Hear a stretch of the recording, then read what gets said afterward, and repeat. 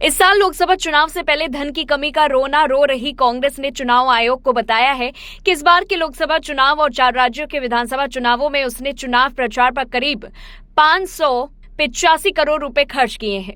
पैसे की कमी का दावा करने वाली कांग्रेस ने लोकसभा और विधानसभा चुनाव में जमकर खर्च किया। चुनाव आयोग की रिपोर्ट के मुताबिक लोकसभा और उसके साथ होने वाली विधानसभा चुनाव में कांग्रेस ने 585 करोड़ रुपए खर्च किए। बता दें कि इस बार लोकसभा चुनाव के साथ आंध्र प्रदेश, अरुणाचल प्रदेश, ओडिशा और सिक्किम में विधानसभा के चुनाव करवाए गए थे। कांग्रेस ने मीडिया कैंपेन और प्रचार में 410 करोड़ रुपए खर्च किए। इसके अलावा सोशल मीडिया के जरिए प्रचार में कांग्रेस ने 46 करोड़ रुपए लगाए। स्टार प्रचारकों की हवाई यात्राओं पर 105 करोड़ खर्च। कांग्रेस ने कहा कि उसने लोकसभा चुनाव प्रचार के दौरान अपने स्टार प्रचारकों की हवाई यात्राओं पर लगभग 105 करोड़ रुपए खर्च किए, जिनमें पार्टी प्रमुख मल्लिकार्जुन खड़गे, पार्टी के पूर्व अध्यक्ष राहुल गांधी और कांग्रेस महासचिव प्रियंका गांधी वाड्रा और अन्य नेता शामिल थे। पार्टी ने इस साल लोकसभा चुनाव में राहुल गांधी और पार्टी के कुछ अन्य उम्मीदवारों को चुनाव लड़ने के लिए 11.20 करोड़ रुपए का एकमुश्त भुगतान भी किया।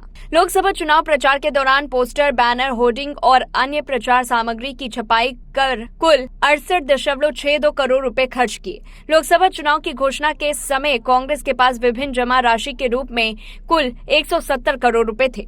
पार्टी को 13.76 करोड़ रुपए नकदी जमा समेत विभिन्न रूपों में सकल प्राप्तियों के रूप में 539.37 करोड़ रुपए प्राप्त हुए। लोकसभा चुनाव के समय कांग्रेस ने घोषणा की थी कि उसके पास केवल 170 करोड़ रुपए ही जमा हैं। उल्लेखनीय है कि आयकर विभाग ने प्रमुख विपक्षी दल के बैंक खाते फ्रीज कर दिए थे, जिसे काफी शोर शराबे के बाद मामला अदालत में जाने पर डिफ्रीज किया गया था। मुख्य विपक्षी दल कांग्रेस ने 2024 के लोकसभा चुनाव से पहले धन की कमी का जिक्र किया था, क्योंकि पिछले वर्षों के आयकर रिटर्न के विवादों को लेकर आयकर विभाग ने पार्टी के कुछ बैंक खातों पर रोक लगा दी थी।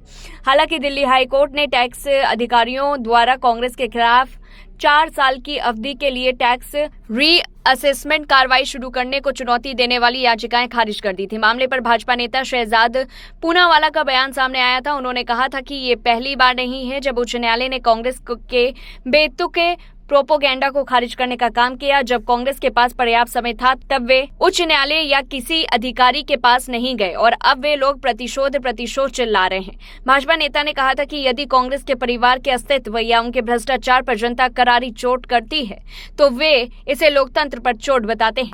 हालांकि मामला अदालत में पहुंचने के बाद खातों पर से रोक हटा दी गई। कांग्रेस ने आम चुनावों में 543 लोकसभा सीटों में से 99 सीटें जीती और मुख्य विपक्षी पार्टी के रूप में उभरी। भाजपा लगातार तीसरी बार सत्ता में लौटी है। इस पूरी रिपोर्ट को लेकर के आपकी क्या कुछ राय है, कमेंट बॉक्स में बताएं। तब तक के लिए देखते रहिए लाइव टीवी न्यूज।